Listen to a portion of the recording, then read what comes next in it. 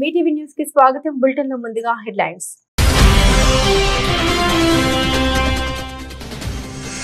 Trump cabinet meeting. Trump ముందే వాగ్వివాదానికి దిగిన Musk Rubio.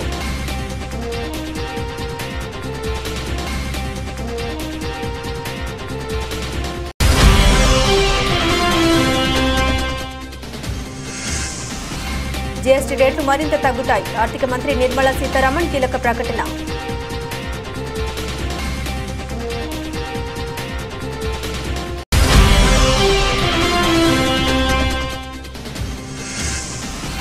Anganwadi హెల్పర్లకు 1,00,000, వర్కర్లకు 40,000 గ్రాట్యుటీ. ఉమెన్స్ డే వేళ జీవోను అంగన్వాడీలకు అందించిన చంద్రబాబు.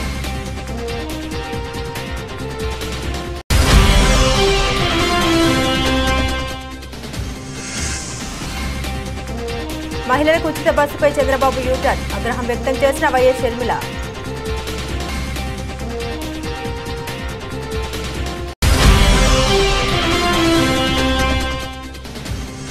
కాంగ్రెస్ లో బీజేపీ కోవట్లు. అగ్రనేత రాహుల్ గాంధీ హెచ్చరికలతో రాష్ట్ర కాంగ్రెస్ లో కలకలం. మోదీతో తనకు మంచి సంబంధాలున్నాయన్న రేవంత్.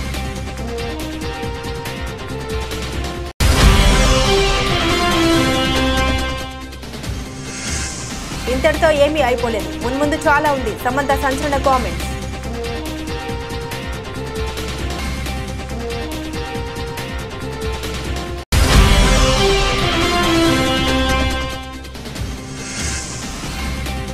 పచ్చడి రుణాలకు కళ్లెం. నిబంధనలకు కఠినతరం చేయనున్న రిజర్వ్ బ్యాంక్.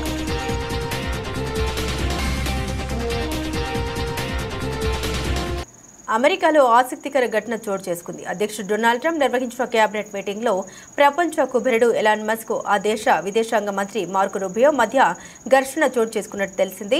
అధ్యక్షుడు ట్రంప్ ముందే ఇద్దరు వాగ్వివాదానికి దిగినట్టు సమాచారం. ఇద్దరు నేతల మధ్య మాటల యుద్ధం కొనసాగినట్లు అమెరికా మీడియా పేర్కొంది. రెండవసారి అధ్యక్ష బాధ్యతలు చేపట్టిన Trump department of government efficiency శాఖను ఏర్పాటు చేసిన విషయం తెలిసిందే. ఈ శాఖ బాధ్యతల్ని టెస్లా బాస్ ఎలాన్ మస్క్ కు అప్పగించారు. మెరుగైన పాలన, ప్రభుత్వంతో వృధా ఖర్చుల్ని తగ్గించేందుకు డోర్ శాఖ పలు కీలక నిర్ణయాలు తీసుకుంటుంది. ఇందులో భాగంగా వేల సంఖ్యలో ప్రభుత్వ ఉద్యోగుల్ని తొలగిస్తుంది. దీనిపై పెద్ద ఎత్తున విమర్శలు వెల్లువెత్తుతున్నాయి. దీంతో అప్రమత్తమైన ట్రంప్ కేబినెట్ మీటింగ్ ఏర్పాటు చేశారు. ఈ మీటింగ్ కు మస్క్ తో పాటుగా విదేశాంగ మంత్రి మార్కో రూబియో కూడా హాజరయ్యారు. ఆ సమయంలో మస్క్ మాట్లాడారు. ప్రభుత్వ శాఖల్లో పనిచేయని ఉద్యోగుల్ని తొలగిస్తున్నట్టు తెలిపారు. అయితే రూబియో మాత్రం ఎవరిని ఉద్యోగాల నుండి తొలగించేది లేదని వ్యాఖ్యానించారు. మస్క్ మాటలకు రూబియో సహనం కోల్పోయారు.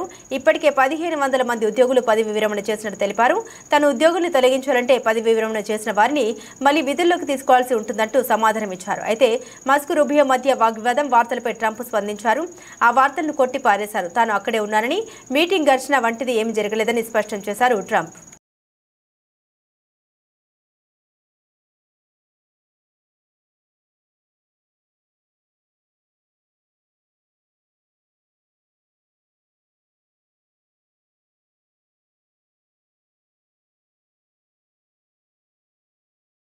జీఎస్టీ రేట్లు స్లాబ్ తగ్గించే పని దాదాపు చివరి దశకు చేరుకుందని ఆర్థిక మంత్రి నిర్మలా సీతారామన్ సూచించారు. 2015లో 15.8% ఉన్న రెవెన్యూ న్యూట్రల్ రేటు 2023లో 11.4%కి తగ్గించామని, దీన్ని మరింత తగ్గిస్తామని ఆమె తెలిపారు. జీఎస్టీ రేట్లు స్లాబులను సరళీకరించే పని చివరి దశలో ఉందని ఆర్థిక మంత్రి తెలిపారు. జీఎస్టీ వసూలును స్థిరంగా ఉంచుతూ పన్ను చెల్లింపుదారులకు ఉపశమనం కల్పించాలని ప్రభుత్వం పరిశీలిస్తుంది. సెప్టెంబర్ 2021లో ఏర్పాటైన మంత్రుల బృందం స్లాబ్ సంస్కరణపై ఒక నివేదికను రూపొందించింది. తదుపరి జీఎస్టీ కౌన్సిల్ సమావేశంలో తుది నిర్ణయం తీసుకోవచ్చని నిర్మలా సీతారామన్ తెలిపారు. పన్ను సరళీకరణ నుండి పరిశ్రమలు, వ్యాపారవేత్తలకు ఉపశమనం లభిస్తుంది. పన్నులు తగ్గడం వల్ల వినియోగదారులు చౌకైన సేవల ఉత్పత్తుల్ని పొందవచ్చు. తగ్గిన పన్ను భారం వల్ల స్టార్టప్లు, ఎంఎస్ఎంఈలు ప్రయోజనం పొందుతాయి. But not become a victim of dumping. These are the balancing kind of acts that we have to do, and that I'm sure many of you all will agree, but I would still say it here, we do it in consultation with the stakeholders. It's not as if we sit in Delhi, we plan for it, and then we do it irrespective of what the stakeholder wants. And in the stakeholder, they are not one block. Within them, there are sections which prefer complete stoppage of dumped goods, and some sections which prefer a calibrated approach on it. So government's task it is to make sure that we plan for it and balance everybody's interests. You've spearheaded major reforms in taxation, now in personal tax, but previously also in corporate tax. Is it time now to look at a more comprehensive or, rationalization of GST slabs? The IMF has also advocated it. Well, I think we've started this exercise. In fact, at the time when we started it, I would say it was late 22 when we started this exercise of rationalizing the GST, for the rates, for the number of slabs, and on the other side for compliance and the process itself. So the twin-pronged approach to simplify GST was started late 22, early 23. Some people were saying you're not even allowing to settle for the GST to settle. After all, it was launched in 2017. You're already starting to revamp it. You're not allowing it to reach its normal course to see what is an average earning that you can get out of it per month. And so there was an element of discouragement, but we didn't stop it. There were different groups of ministers who were looking at it.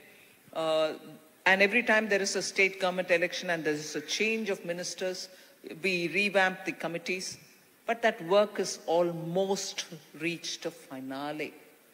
Now, at this stage, there is one more look that I've taken it upon myself. The groups have done excellent work, but I still have taken it upon myself to once more completely review each of the group's works and then probably take it to the council to see if we can come to a final conclusion on, yes, we agree on these, yes, we have changed these, but some more work is required in some other, so we'll take it to the next council and so on. So we are very close to coming to a final call on some of the very critical issues: reduction, rationalization of rates, looking at the number of slabs and so on.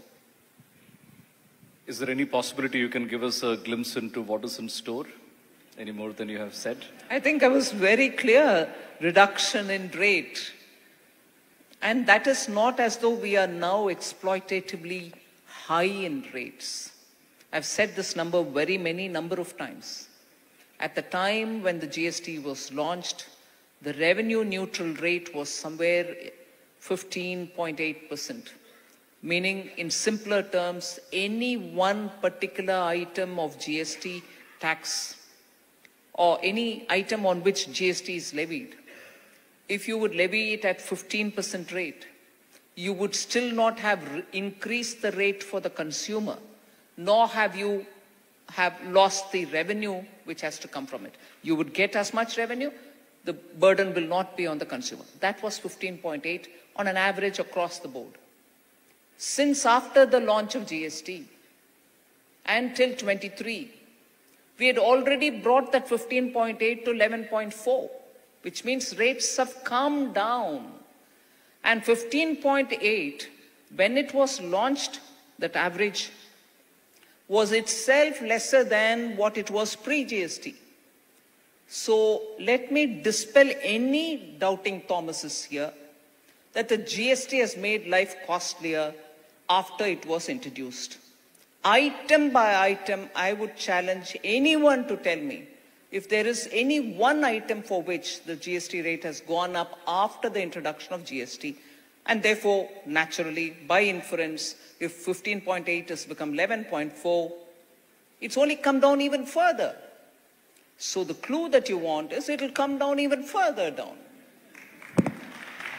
Fabulous. I think we can all, yes, applaud to this particular rationalization. Ma'am, let's come to the topic of private investment, which we have discussed at the ET Award stage last year as well. Analysts say private investment is happening, but it is... anganwadi వర్కర్లు హెల్పర్ల retirement వయసును 62 ఏళ్లకు పెంచుతూ ఆంధ్రప్రదేశ్ ప్రభుత్వం GO జారీ చేసింది. Retirement అనంతరం ఇచ్చే గ్రాట్యుటీని పెంచింది. దీని ప్రకారం అంగన్వాడీ హెల్పర్లకు 1,00,000, వర్కర్లకు 40,000 గ్రాట్యుటీ అందనుంది. ఆంధ్రప్రదేశ్ ముఖ్యమంత్రి నారా చంద్రబాబు నాయుడు ఇవాళ అంతర్జాతీయ మహిళా దినోత్సవం సందర్భంగా ప్రకాశం జిల్లా మార్కాపురంలో పర్యటించారు. మార్కాపురంలో నిర్వహించిన మహిళా దినోత్సవంలో పాల్గొని SHG స్వయం సహాయక బృందాలు ఏర్పాటు చేసిన స్టాళ్లను చంద్రబాబు పరిశీలించారు. తెలిపారు. అంగన్వాడీ వర్కర్లు, హెల్పర్లకు ప్రయోజనాలు కల్పిస్తూ విడుదల చేసిన జీవోను అంగన్వాడీ ఉద్యోగులకు చంద్రబాబు నాయుడు అందించారు. కాగా ఎస్హెచ్జీ ఉత్పత్తుల గురించి చంద్రబాబు నాయుడు వివరాలు తెలుసుకున్నారు. అలాగే మహిళలు, చిన్నారులపై నేరాలు నివారించడానికి women and child safety wing ను చంద్రబాబు నాయుడు ప్రారంభించారు. అంతేకాదు 1.50 లక్షల మంది మహిళలకు ఫ్రీగా కుట్టు మిషన్లు ఇచ్చే కార్యక్రమం ప్రారంభించారు. మహిళా ర్యాపిడో డ్రైవర్లను ఆయన ప్రశంసించారు. ఎస్హెచ్జీలు తమకు వస్తున్న ఆదాయం గురించి వివరాలు తెలిపారు. అరటి వ్యర్థాలతో తయారు చేసినటువంటి టోపీని చంద్రబాబు నాయుడు పెట్టుకున్నారు. గుర్రెపు డెక్కతో పాటు అరటి, కొబ్బరి వ్యర్థాలతో పీచు తయారీతో ఆదాయం పొందవచ్చని చంద్రబాబు అన్నారు. ఎస్హెచ్జీలు వీటిపై మరింత తెలుసుకోవాలని తెలిపారు. మీరే మాకు స్ఫూర్తి సార్ టెక్నాలజీ విషయంలో. అయితే అంతర్జాతీయ మహిళా దినోత్సవ సందర్భంగా మీరు టైం కేటాయించి మాతో ఇలా సెలబ్రేట్ చేసుకోవడం చాలా ఆనందంగా ఉంది. మిమ్మల్ని జీవితంలో మహిళా దినోత్సవ సందర్భంగా గుర్తు చేసుకోవాలి అంటే ఆ మహిళ ఎవరు, మిమ్మల్ని ఎంతగా ప్రభావితం చేశారు? మీ భార్య గారా, అమ్మగారా? ఎవరికి వారే. కానీ ఈరోజు మీరు ఒకసారి చూస్తే మా మిస్సెస్ ఉంది. ఎందుకంటే అందరికి కూడా ఒక ఆలోచన ఉండాలి. అవకాశాలు ఇస్తే అవకాశాలు ఉపయోగించుకోవాలి. అదే సమయంలో మన సమర్థత నిరూపించుకునే అవకాశం వస్తుంది. బిగినింగ్లో మా మిస్సెస్ కూడా వ్యాపారాలు చేయడం తెలియదు. ఇంట్లో కూడా వాళ్ళకు అవసరం లేదు కాబట్టి ఎన్టీ రామారావు గారు కుమార్తెగా ఏ పని చేయాల్సిన అవసరం లేదనే ఉద్దేశంతో నేర్చుకోలేదు. నేను మంత్రి అయిన తర్వాత మళ్ళీ నాకు రాజకీయాల్లో యాక్టివ్గా 89లో మినిస్టర్ అయ్యే పరిస్థితి, 94లో మినిస్టర్ అయ్యాను. అప్పటికి నేను ఒక చిన్న ఇండస్ట్రీ పెట్టాను ఫ్యామిలీ బిజినెస్ కోసం. అప్పుడు ఇంట్లో లోకేష్ చిన్న కుర్రాడు. అప్పుడు నేను ఆలోచించి బిజినెస్ చూసుకోమని మా మిస్సెస్ను కోరాను. ఆవిడ రిలక్టెంట్గా రిఫ్యూజ్ చేశారు బిగినింగ్లో. నేను గట్టిగా చెప్పాను, ఎవరో ఒకరు చూసుకోవాలి, నేను మంత్రిగా ఉన్నాను, నాకు టైం ఉండదు, అది కాకుండా బిజినెస్ చూడడం కరెక్ట్ కూడా కాదు అని చెప్పితే యాక్సెప్ట్ చేసింది. యాక్సెప్ట్ చేసిన తర్వాత నేను మంత్రిగా ఉండి మళ్ళా ముఖ్యమంత్రి అయ్యాను. 10 ఏళ్ళు రాజకీయాల్లో యాక్టివ్గా ఉంటే అక్కడి నుంచి అంచెలంచెలుగా ఒక సాధారణమైన మహిళ హెరిటేజ్ కంపెనీని డెవలప్ చేసి పిల్లలను కూడా అందరినీ, మా అబ్బాయిని కూడా బాగా చదివించి పెళ్ళైన తర్వాత ఇద్దరిని కూడా స్టాన్ఫోర్డ్ వరకు చదివించే పరిస్థితికి వచ్చిందంటే అది మహిళలకు ఉండే శక్తి అని చెప్పి నేను మీకు తెలియజేస్తున్నా. ఇప్పుడు అక్కడితో ఆగలేదు. ఎన్టీఆర్ మెమోరియల్ ట్రస్ట్ ద్వారా సేవా కార్యక్రమాలు చేస్తూ ఉంది. అంటే ఇప్పుడు సర్వీస్ యాక్టివిటీస్కి వెళ్ళింది. అంటే ఒక మహిళ మీరు గుర్తుపెట్టుకోవాల్సింది 10 మందికి స్ఫూర్తినిచ్చే స్థాయికి మీరు ఎదగాలి. నేను మా ఇంట్లో కూడా ఊహించలేదు. అలాంటిది మా మిస్సెస్ చేయగలిగిందంటే అందరికీ ఆ శక్తి ఉంది. అందుకే నేను మనస్ఫూర్తిగా మా మిస్సెస్ని అభినందిస్తున్నా. ఎందుకంటే ఓసారి మనం కూడా అక్నాలెడ్జ్ చేయాలి మంచి చెడుల్ని. అలాంటి మంచి చెడులు చేసినప్పుడు నాకు ఎలాంటి ఇబ్బంది లేకుండా అన్ని పనులు చూసుకోవడమే కాకుండా అవసరమే 10 రూపాయలు ఇచ్చే శక్తి కూడా సంపాదించుకునేది. నాకు ఖర్చు పెట్టమంటే పెట్టే పరిస్థితికి ఉన్నారు. నేను రాజకీయాల్లో సంపాదించలేం కాబట్టి వ్యాపారాల్లో సంపాదించే పరిస్థితికి వచ్చారు. కాబట్టి this is a great day. ఎందుకు ఈ మెసేజ్ ఇస్తున్నానంటే కష్టపడితే మీరందరూ కూడా ఒక పెద్ద ఎత్తున పేరు తెచ్చుకునే అవకాశం వస్తుంది. అది ఒక రోజులో కాదు, నిరంతరం ఆలోచించి చేయాల్సిన అవసరం ఉంది. Absolutely sir. మీ తల్లిగారి విషయంలో మిమ్మల్ని బాగా ప్రభావితం చేసిన ఒక సంఘటన మాతో క్లుప్తంగా పంచుకుంటారా? ఇది మనందరికి కూడా తల్లి జ్ఞాపకాలు ఎప్పుడూ ఉంటాయి. మా మదర్ కూడా అందరం అరిగానే మధ్యతరగతి కుటుంబం. వ్యవసాయం మాకు ఆధారం. మేము చదువుకునేటప్పుడు నిద్రలేసి తెల్లవారుజామున నిద్రలేసి మాకు వంట చేయడం. నేను హై స్కూల్కి పోయేవాడిని. అందరి మారిగా నా జీవితం కూడా. హై స్కూల్కి పోతే చంద్రగిరి 6 కిలోమీటర్లు 7 కిలోమీటర్లు నడవాలి. 6 కిలోమీటర్లు నడవాలంటే 9:30 స్కూలుకు పోవాలి. ఇక్కడ 6:30, 7 గంటలకు బయలుదేరి తప్ప అక్కడికి రీచ్ కాలేము. 6:30కు నేను బయలుదేరాలంటే మధ్యాహ్న భోజనం మళ్ళా మాకు అప్పట్లో వండి మాకు క్యారీర్ ఇవ్వాలి. అంటే అప్పుడు పొట్లాలు కూడా కట్టేవాళ్ళం. క్యారియర్ తీసుకుపోవాలని మళ్ళీ తీసుకురావాలి కాబట్టి ఈ మరిగా పొట్లాలు ఇప్పుడు చేస్తున్నారు, ప్యాకెట్ చేసి ఇచ్చేసేవాళ్ళు. దాన్ని పుస్తకాలతో పెట్టుకొని బ్యాగ్లో పెట్టుకొని వెళ్ళేవాళ్ళం. అంటే 5 గంటలకు నిద్రలేసి 4 గంటలకు నిద్రలేసి వంట చేసి మాకు స్నానాలు చేపించి స్కూలుకు పంపించేది. అక్కడి నుంచి ఓసారి ఆలోచించేవాడిని, ఎవరన్నా గెస్ట్ వచ్చినా బంధువులు వచ్చినా, నేను రాజకీయాల్లో గెస్టులు వచ్చినా వంట చేసేవాళ్ళు. ఆ వంట చేసినప్పుడు ఆ వంట గదికి పోయి వస్తే బయట వస్తే కళ్ళంతా నీళ్లు కనపడేటివి. అంటే ఆ పొగంతా వచ్చేది, కడుపులేకి పొగబోయేది, కళ్ళ నీళ్లు వచ్చేటివి. అది చూసిన తర్వాత నాకు అనిపించింది, నేను ముఖ్యమంత్రి అయిన తర్వాత నా తల్లి పడిన కష్టాలు ఏ ఆడబిడ్డ పడకూడదనే ఉద్దేశంతోనే దీపం ద్వారా వంట గ్యాస్ సిలిండర్లు మీకు ఇచ్చాను. దేశంలో ఎవరికీ ఆలోచన రాలేదు. మా తల్లి కష్టాలు చూశాను. అందుకే నా ఆడబిడ్డలు అవస్థ పడకూడదనే ఉద్దేశంతో 95-97లోనే ఆడబిడ్డలందరికీ గ్యాస్ సిలిండర్లు ఇచ్చాను. ఇప్పుడు మళ్ళీ కొంతమంది రేట్లు పెరిగాయని మళ్ళా కట్టెల పొయ్యి పెట్టుకుంటా ఉంటే ఇది కరెక్ట్ కాదని దీపం 2 కింద మళ్ళీ 3 సిలిండర్లు ఉచితంగా ఇచ్చే కార్యక్రమానికి శ్రీకారం చుట్టాను. ఇది స్ఫూర్తి. అధికారం కోసం ఎన్నికల్లో మహాశక్తి పేరిట ప్రకటించిన ప్రత్యేక మేనిఫెస్టోను కూటమి ప్రభుత్వం నేరుగా అరుస్తోందని అసెంబ్లీలో మంత్రి సంధ్యారాణి చేసిన ప్రకటన రుజువు చేస్తుంది. ఎన్నికల్లో మహిళలకు ఉచిత ఆర్టీసీ బస్సు హామీ ఇచ్చిన ప్రభుత్వం మంత్రి ప్రకటనతో యూటర్న్ తీసుకున్నట్లు స్పష్టమవుతుంది. ఈ వ్యవహారంపై ఏపీ కాంగ్రెస్ పార్టీ అధ్యక్షురాలు వైఎస్ షర్మిల తీవ్ర ఆగ్రహాన్ని వ్యక్తం చేశారు. CM Chandrababu, deputy CM Pawan Kalyan బీజేపీలపై మండిపడ్డారు. షర్మిల ఏరు దాటేంత వరకు ఓడ మల్లన్న, దాటాక బోడి మల్లన్నలా కూటమి ప్రభుత్వ తీరు ఉంది అంటూ వైఎస్ షర్మిల ఎద్దేవా చేశారు. మహిళలకు ఆర్టీసీ బస్సులో ఫ్రీ అంటూ ఎన్నికల్లో ఉదరగొట్టి ఓట్లు వేయించుకొని ఇప్పుడు కండిషన్ అప్లై అనడం దారుణంగా అభివర్ణించారు.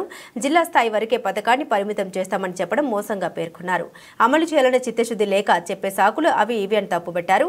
ఆదిలోనే యూటర్న్ తీసుకోవడం అంటే ఇదే మరి అని షర్మిల మండిపడ్డారు. ప్రభుత్వాన్ని ఏర్పాటు చేసి 9 నెలలు దాటినా ఉచిత ప్రయాణం కల్పించకుండా మహిళలను మోసం చేశారు. కమిటీల పేరుతో కాలయాపన చేశారు. రాష్ట్రాల పర్యటన పేరుతో విహారయాత్రలు చేశారు. పథకం అమలుకు ముందే ఇన్ని నిబంధన పెట్టే ఈ ప్రభుత్వం రేపు అమల్లోకి తెచ్చేసరికి నియోజకవర్గం, మండల స్థాయి వరకే ఫ్రీ అంటారేమో అని వైఎస్ షర్మిల వ్యంగ్యస్టాలు సంధించారు. కాంగ్రెస్ ప్రభుత్వం అధికారంలో ఉన్న తెలంగాణ, కర్ణాటక రాష్ట్రాల్లో మహిళలకు రాష్ట్రమంతా ఉచిత ప్రయాణం కల్పించినట్లు ఏపీలో కల్పించాలని షర్మిల డిమాండ్ చేశారు.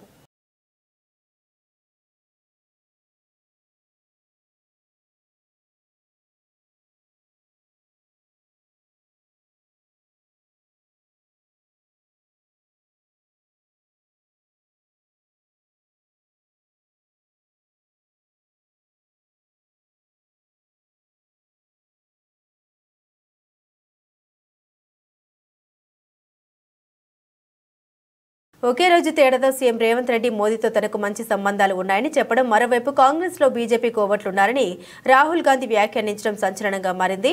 ఈ వ్యవహారం రాష్ట్ర కాంగ్రెస్ లో కలకలం రేపుతుంది.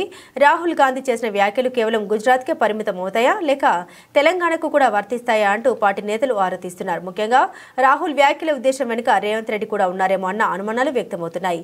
రేవంత్ రెడ్డి కాంగ్రెస్ సీఎంగా ఉంటూ ప్రధాని 3 సార్లు కలిశారు. సొంత పార్టీ సీఎంలకు లభించిన ప్రధాని అపాయింట్మెంట్ ప్రతిపక్ష సీఎం అయినా రేవంత్ కు ఎలా లభిస్తుందనే సందేహాలు కాంగ్రెస్ లో వ్యక్తమయ్యాయి. వారం రోజుల క్రితం హుటాహుటిన ఢిల్లీ వెళ్లిన సీఎం రేవంత్ మోదీతో భేటీ అయ్యారు. ఎప్పుడు పడితే అప్పుడు మోదీ అపాయింట్మెంట్ లభించడం, రేవంత్ అడిగిన పనుల్ని ప్రధాని ఆమోదించడంపై అనుమానాలు వ్యక్తమవుతున్నాయి. వాస్తవానికి సీఎం రేవంత్ రెడ్డి ఆర్ఎస్ఎస్ నేపథ్యం నుండి వచ్చారు. దీంతో కాంగ్రెస్ అధిష్టానం ఆయనపై మొదటి నుండి అనుమానాస్పదంగానే వ్యవహరిస్తుందనే అభిప్రాయాలు ఉన్నాయి. అనివార్య పరిస్థితుల్లో సీఎం చేసిందే తప్ప ఇష్టంతో కాదనే అభిప్రాయాలు ఉన్నాయి. సీఎం ఎప్పుడు ఢిల్లీ వెళ్లి ప్రధాని, కేంద్ర మంత్రుల్ని కలిసినా ఆయన వెంట కాంగ్రెస్ విధేయులైన సీనియర్ మంత్రులు, నేతలు ఉండేలా జాగ్రత్తలు తీసుకుంటుంది. మొదటి 2 సార్లు ప్రధానితో రేవంత్ భేటీ అయినప్పుడు డిప్యూటీ సీఎం పార్టీ వెళ్లగా, ఇటీవల 3వ మంత్రి శ్రీధర్ బాబు వెళ్లారు. పార్టీల ప్రభుత్వంలో జరుగుతున్న పరిణామాలపై కాంగ్రెస్ విధేయుల నుండి ఎప్పటికప్పుడు నివేదికలు తెచ్చుకుంటుంది. ఓవైపు సీఎంగా రేవంత్ నడిపిస్తూనే మరోవైపు ప్రత్యామ్నాయ ఏర్పాటు చేసుకుంటుందనే చర్చ కూడా జరుగుతుంది. సీఎం రేవంత్ పక్కదారి పడితే పరిస్థితిని ఎదుర్కొనేందుకు పలువురు సీనియర్ నేతలను సిద్ధం చేసినట్టు తెలిసింది.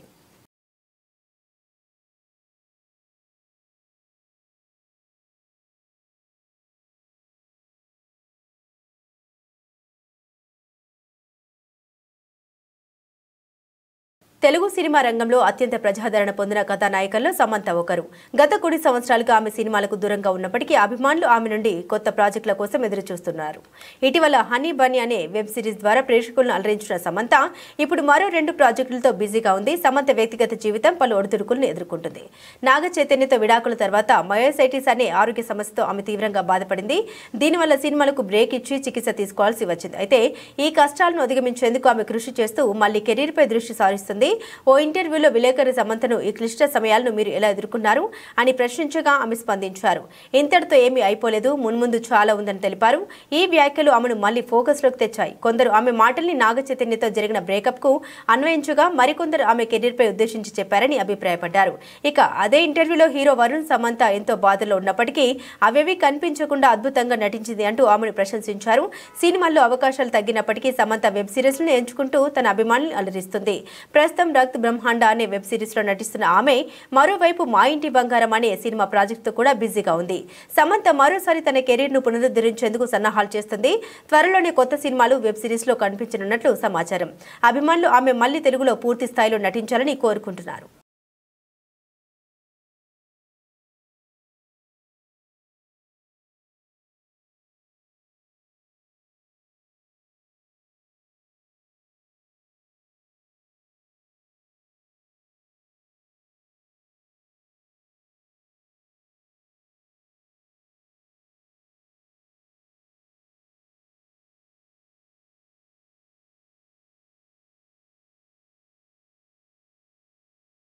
పసిడి రుణాలకు కళ్లెం వేయడానికి రిజర్వ్ బ్యాంకు సిద్ధమవుతుంది. ఇబ్బడి ముబ్బడిగా తీసుకుంటున్న గోల్డ్ లోన్లకు చెక్ పెట్టడానికి త్వరలో కఠిన నిబంధన అమలు తేవాలని చూస్తుంది. ఇందుకు సంబంధించి బ్యాంకులు, నాన్ బ్యాంకింగ్ ఆర్థిక సేవల సంస్థలు జారీ చేస్తున్న గోల్డ్ లోన్లపై నిఘా పెట్టాలని సూచించింది. గోల్డ్ లోన్ తీసుకున్న వారు ఈ నిధులను దేనికి వినియోగిస్తున్నారు, అసలు బంగారం వారిదేనన్న దానిపై పూర్తి వివరాలు సేకరించాలని బ్యాంకులకు సూచించింది. గడిచిన 6 నెలల్లో దేశవ్యాప్తంగా బంగారం తాకట్టుపై రుణాలు 50% పైగా పెరగడంపై ఆందోళన వ్యక్తం చేసిన సెంట్రల్ బ్యాంక్ దీనిపై ప్రత్యేక దృష్టి సారించింది.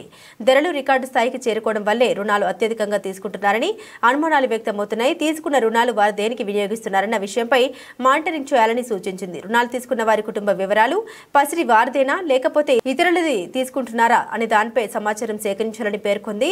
ఇటీవల కళ్లు తమ వద్ద ఉన్న బంగారాన్ని వేరే వారి పేరు మీద తీసుకుని ఇతర పెట్టుబడులు పెడుతున్నారనే సమాచారం ఆధారంగా ఆర్బీఐ ఈ నిర్ణయం తీసుకుంది. ఒకవేళ తీసుకున్న రుణాలు తిరిగి చెల్లించిన ఏడల ఈ బంగారాన్ని వేలం వేసే అవకాశం ఉంటుంది.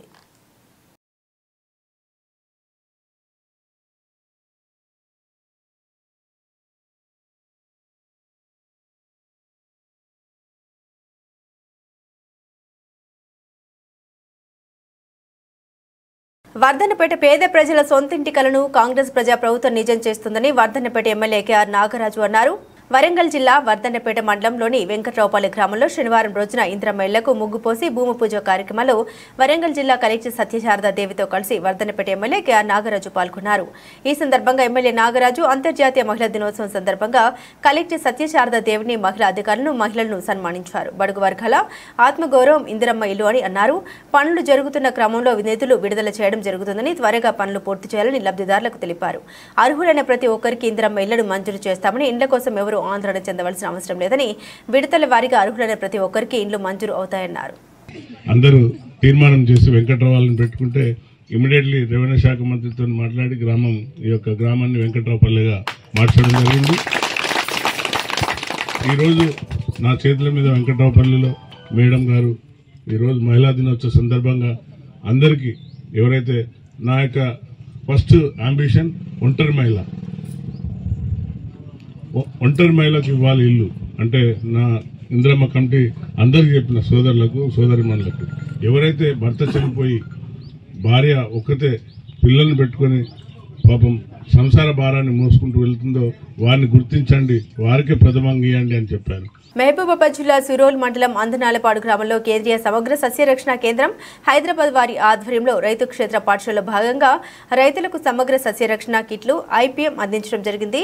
ఈ కార్యక్రమంలో అసిస్టెంట్ ప్లాంట్ ప్రొటెక్షన్ ఆఫీసర్ బసవన్నప్ప పర్యవేక్షణలో గత 6 వారాల నుండి క్షేత్రస్థాయిలో మిరప పంట వేసినప్పటి నుండి పంట చేతికి వచ్చే వరకు పాటించవలసిన అన్ని సస్యరక్షణ పద్ధతులపై రైతులకు అవగాహన కల్పించారు. సమగ్ర సస్యరక్షణ సస్యరక్షణ పద్ధతిలో ఎర్ర అట్టలు వాడడం, వేసవిలో లోతు దుక్కులు దున్నుకోవడం, వరి పొలాల్లో ఖాళీ బాటలను విడిచిపెట్టడం, అదేవిధంగా రాబోయే కాలంలో రైతులకు పురుగుల మందుల వాడకాన్ని తగ్గించి సేంద్రియ ఎరువుని అధిక మొత్తంలో ఉపయోగించాలని వాళ్ళు అన్నారు. అందనాలపాడు గ్రామంలో ఈరోజు రైతు సోదరులకు రైతు క్షేత్ర పాఠశాల అంటే భారత ప్రభుత్వం యొక్క వ్యవసాయ శాఖ ఆధ్వర్యంలో నడిచే రైతు క్షేత్ర పాఠశాల కార్యక్రమంలో ఈరోజు రైతు సోదరులకు ఐపీఎం కిట్లు అనేది పంపిణీ చేయడం జరిగింది.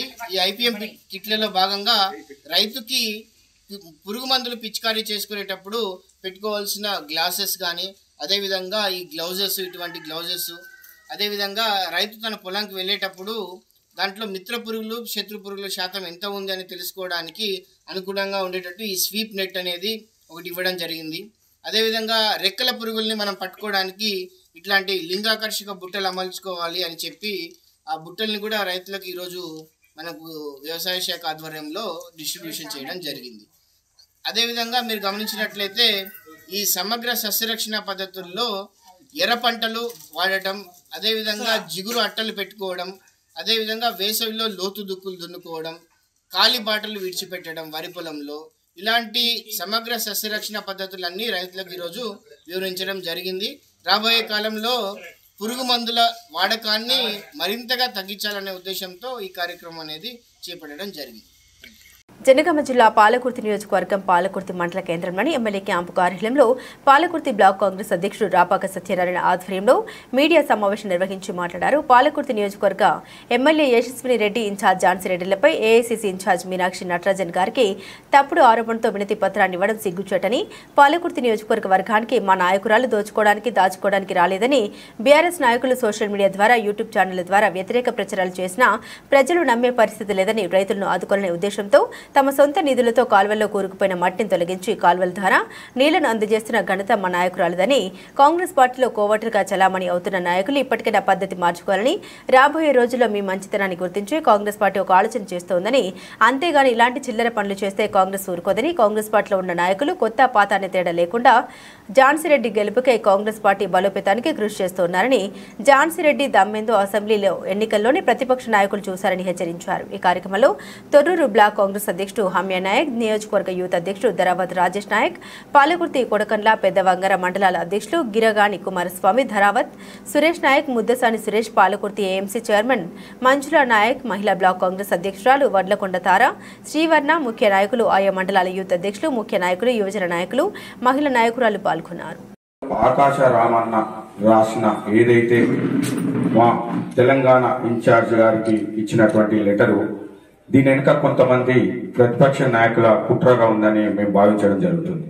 ఎందుకంటే కొద్ది రోజులలోనే ఈ పాలకుర్తి నియోజకవర్గంలో 14 నెలల కాలంలో వాళ్ళు దోచుకోవడానికో జాన్సమ్మ గారు, ఎమ్మెల్యే యశస్వి రెడ్డి గారు దాచుకోవడానికో రాలి వేల కోట్లు కుంభకోణం చేసినటువంటి బీఆర్ఎస్ నాయకులు ఇవాళ ఏ స్థాయి నుంచి ఏ స్థాయికి దీనిలో ప్రజలందరికీ తెలుసు. బులెటిన్ ముగించే ముందు హెడ్లైన్స్ మరోసారి.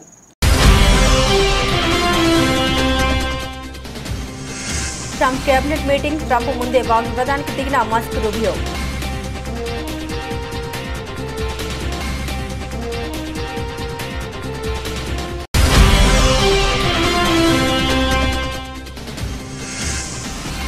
జీఎస్టీ రేట్లు మరింత తగ్గుతాయి, ఆర్థిక మంత్రి నిర్మలా సీతారామన్ కీలక ప్రకటన.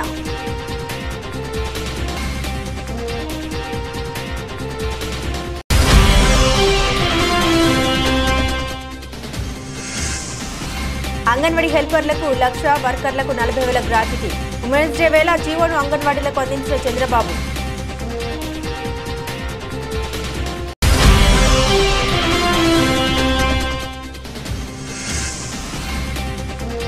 మహిళలకు ఉచిత బస్సుపై చంద్రబాబు యూటర్న్, ఆగ్రహం వ్యక్తం చేసిన వైఎస్ షర్మిల.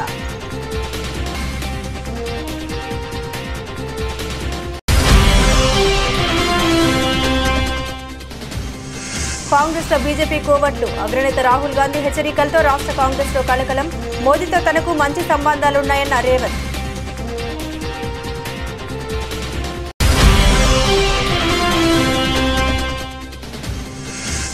ఇంతటితో ఏమీ అయిపోలేదు, మున్ముందు చాలా ఉంది. సమంత సంచలన కామెంట్స్.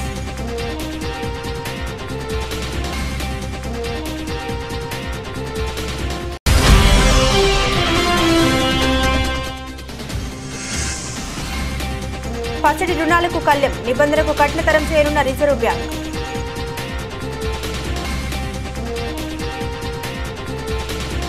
ఇవి బులెటిన్లోని విశేషాలు. తిరిగి మరో బులెటిన్తో మళ్ళీ కలుసుకుందాం. అంతవరకు సెలవు. నమస్కారం.